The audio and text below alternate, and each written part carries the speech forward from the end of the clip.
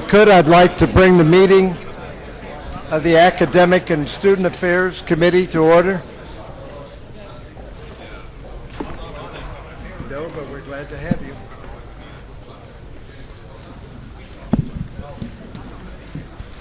Minoka, could you call the roll, please? Okay, Chair Tripp, I see that you are here. Governor Link? Here. Commissioner Bennett? Here. Governor Carter? Here. Governor Chopra? Here. Governor Frost? Here. Governor Huizinga? Here. Governor Webster? Here. And I spoke with Governor Wadley earlier today, and he has been delayed, but he will be here. You do have a quorum, Chair Tripp. All right, thank you. The next order of business, I would like to ask for a motion to approve the minutes of the November 7, 2012 committee meeting. So moved. Second. All in favor say aye. Aye. Any opposed? Minutes passed. Item number 3 on the agenda will be a review of academic program approval and program review. Two major functions of academic affairs within state systems and at individual institutions. One of this committee's major responsibilities is the approval of new doctoral program proposals, as well as requests to approve limited access status or excess hours for existing and new bachelor degree programs. Because there are a lot of new members on the committee and who are also new to the board, I have asked Vice Chancellor Ignash to provide a 5-minute overview of the academic program approval processes that are employed in the majority of states and university systems throughout this country, to outline the responsibilities and the regulations that pertain to this committee, and to provide a brief introduction to the board's academic coordination project that was established 2 years ago. Chancellor Ignash, thank you. Thank you, Governor Tripp. Okay. These program approval and You're not coming through very loud. okay, sorry. Is that better? Not much. No, it doesn't come through good. Is that working? See if you can get it closer to you. All right. How's that? Yeah. These program approval and program review processes I refer to, thank you, as the bread and butter processes of academic affairs. Most systems and states in the country do this. There was a survey, it's about 5 years old, but at that time, 45 of 48 state or system boards conducted approval of at least some programs, as we do at the doctoral level, and I'll explain that in a little bit. And 41 states conducted some form of program review. That means of existing programs, with 33 states reviewing all programs covered under their policies on a regular cycle, such as every 5 or 7 years. This was conducted by SHEO. It was sponsored by SHEO, which is the State Higher Education Executive Officers, and they sort of monitor what's happening nationally within each state. So what we're talking about today are bedrock functions of this committee. There are these areas that go to the Board of Governors for approval. All new degree proposals at the doctoral level, termination of doctoral programs, and substantive revisions to existing doctoral programs. Several years ago, the Board of Governors devolved approval of bachelor's and master's degrees to the local boards of trustees, and they approved those, but there are a couple of areas where those bachelor's programs need to come back to our board after they've been approved by the local boards of trustees for additional approval. And these two areas include exceptions to the 120 credit hours to degree for baccalaureate programs, and then request for limited access status for baccalaureate programs. And on the agenda today is a request for one of those limited access status programs at the University of North Florida. So, for the most part, this committee will be concerned with approval of doctoral programs, but keep in mind that in the baccalaureate degree area, there are two instances where you will also be looking at programs.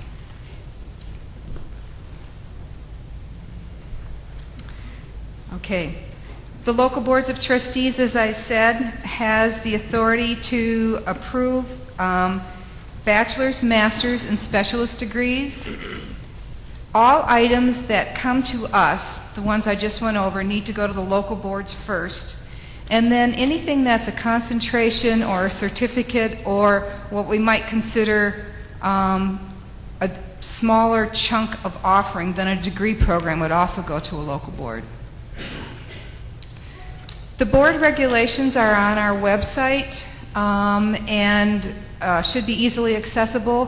One of the most important ones is this board regulation 8.011, which is for authorization of new academic degree programs and other curricula offerings. In that regulation, criteria are spelled out that need to be taken into consideration for any new program.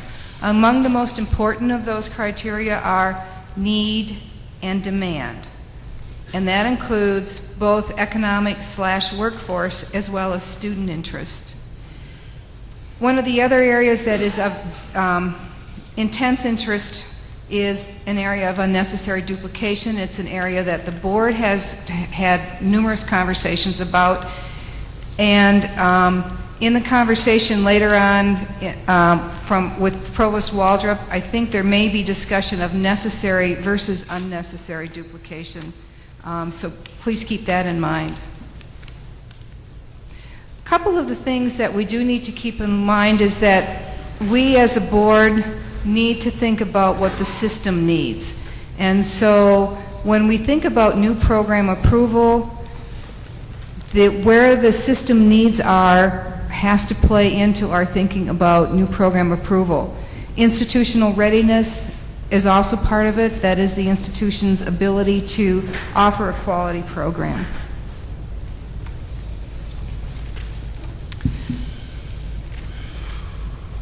So I've pretty much already gone over this, so the only thing I really need to mention on this slide is the fact that we in Florida have a wonderful program database.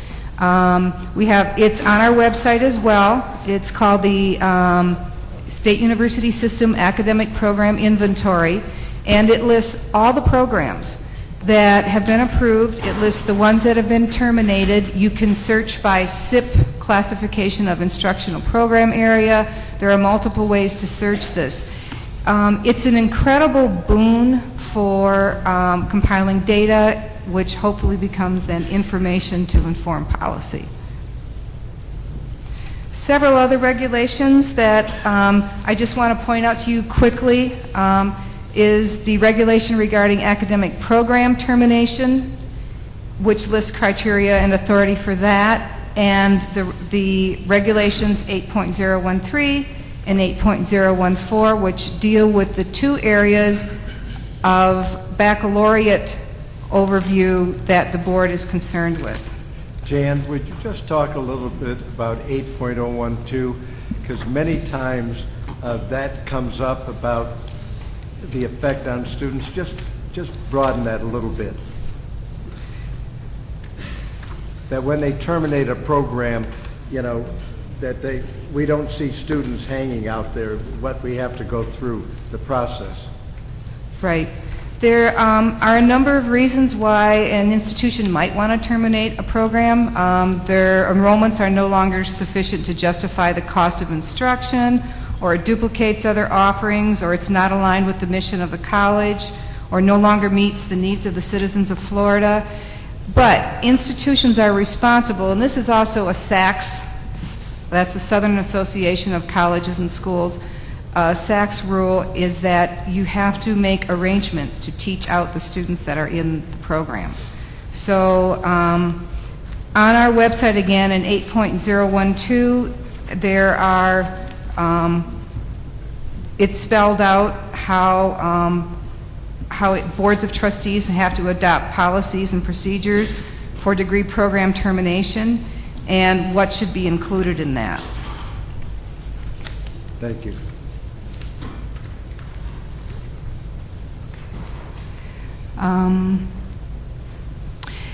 And I'm going to stop at this point because this is the point at which Provost Waldrop will provide information to the board and allow some time for question and answer, and I don't want to cut into his time.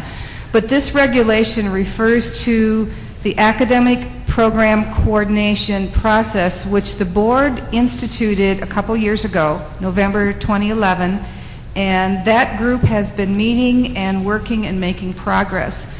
And so we thought it would be best if Provost Waldrop, who has been one of the leaders in that group, would come and talk to the board directly about that whole process. Okay, fine. Thank you, Jan. And that is update on the academic program, item 4 on the agenda. And it's an update on the system-wide academic program coordination initiative being led by the Council of Academic Vice Presidents. As Vice Chancellor Ignash mentioned, the board approved Regulation 8.004 in November 2011, which requires that board staff coordinate with the Council of Academic Vice Presidents to conduct an annual review of all current academic degree program offerings, as well as university plans regarding the addition or termination of any degree programs. And the review is expected to inform both institutional and system-level strategic planning. Dr. Tony Waldrop, Provost at the University of Central Florida, is leading a work group created to implement system-wide academic program coordination. And I would like to thank Dr. Waldrop, the Council of Academic Vice Presidents, and members of the work group for their efforts on behalf of the state university system. And I will say this, at first we worried that this group would meet and cover each other's back and that maybe nothing would come out of it, you know. That has not been the case. And I am led to believe that at these meetings there is some stern conversations going on, and the purpose that we wanted is really being effective. Is that true? Yes, I think it is.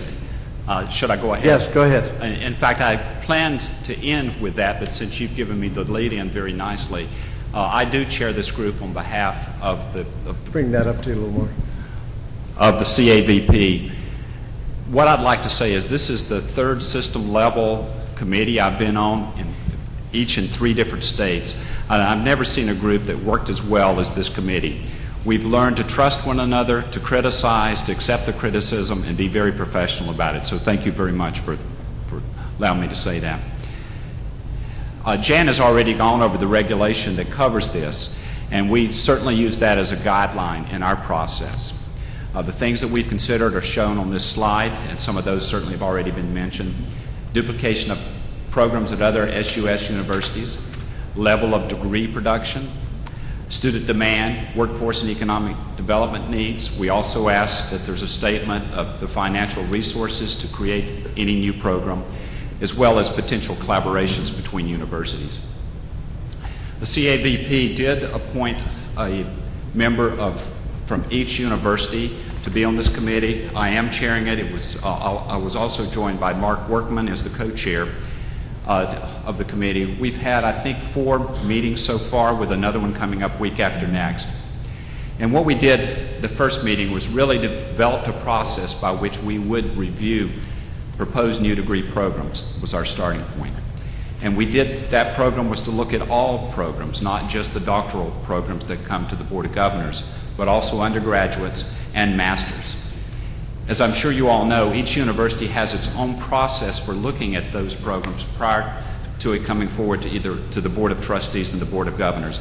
And this is the process I'm going to describe is really a first step coming out of the university before it goes to the Board of Trustees, and then if it's a doctoral program, to the Board of Governors. What we did is to create a form by which we evaluate new programs, The form is rather straightforward, but I thought I would just show it. First of all, the first part of it, it just identifies the degree program, where it's going to be, the zip code, and potential enrollment numbers. We then ask several questions. Obviously, a first one is to have a summary of why this program is necessary. Why do you wish to create this new program? Then we go through the things that I've already mentioned.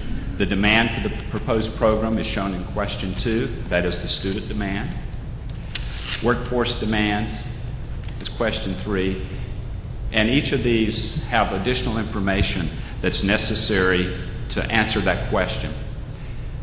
These forms are filled out and circulated to the full group in advance of our meeting so that there's adequate time for everyone to look at them and form their own analysis. You'll also know that there is a box that asks the institution to state that it has responsibility for funding the program if approved.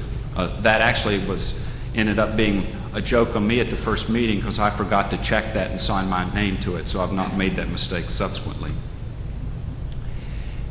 When we do this, we go through every single program. They're discussed one by one, and they really can fall into 2 categories, where we feel there's no concerns based upon evaluation of all the criteria by which we're judging the programs, or we have concerns.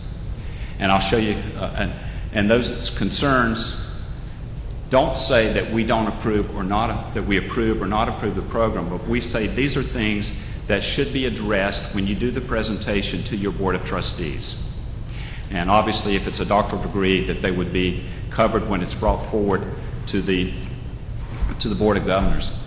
I can't speak for all of the provosts, but I know a number of us have found this to be useful advice from a larger group that can give us feedback in places where we may have had some concerns or we actually may have missed something that came back. So not only is it useful in terms of moving forward, but it's also useful on each of our campuses. What I'm showing you are the programs that we've looked at so far. And this first page largely shows ones that, after discussion by the committee, felt that there were no concerns, that we felt that it was ready to go to the Board of Trustees. We then have some that we did have concerns, and there have been a variety of reasons for that. One of those may be that we felt that it was unnecessary duplication. I will tell you that in many of the cases where we had no concerns, there was some duplication, but we felt that it was, as Jan has called it, warranted duplication, that there was appropriate, there was demand, as well as workforce needs that would say, yes, it's okay if this university and that university has that particular program. So that's the first part of the committee, where we looked at new programs. The CAVP has been looking at existing programs for the last, I've been here in Florida for 3 years, and we look at existing programs to see if there are, for the number of amount of degree production, as well as unnecessary duplication. That's the next task of this work group that I've mentioned. We will be meeting in a couple of weeks, and we'll be going through all of the existing programs as well. There was some backlog of proposed new programs, so we have a few of those. We will also look at our next meeting. As I've said, we see this as a standing committee now, and we will be continuing this process throughout the year. Our expectation is that we will have roughly 4 meetings per year. And then finally, I want to come back to where I started. It really has been a pleasure working with this group. I can understand the concern that we would cover each other's back, and we quickly developed a trust in one another to where we could speak up and our advice would be taken in the appropriate way. So I'm here presenting on behalf of the committee, but it's been a great group to work with. Thank you. Any questions of Dr. Waldron? Hearing Thank none, you. thank you very much. Jan, do you have anything further? All set? Okay, thank you very much.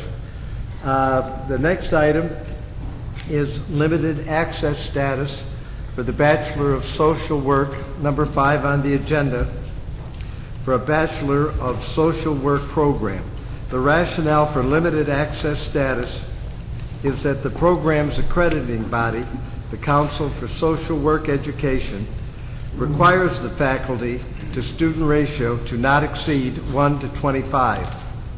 high student demand, a limited number of supervised internship experiences, and limited program resources are additional reasons for the request.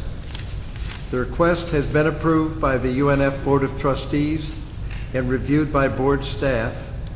Board and university staffs are available to answer any questions. So first of all, do we have any questions regarding this agenda item?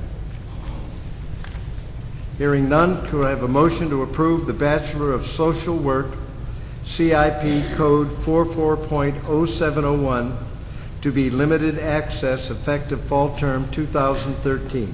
So moved. Is there a second? All in favor say aye. Aye. Okay, the motion passes. Governor Cortez Watley, has he joined us yet? Don't see him. Okay. The next item is my closing remarks, and I just want to say before adjourning the meeting that I want to commend President Hitt and the University of Central Florida for their rapid and thorough response to the shooting incident on campus a few weeks ago. And I understand that the President Hitt will be saying a few words on this tomorrow at our full meeting, so we look forward to that.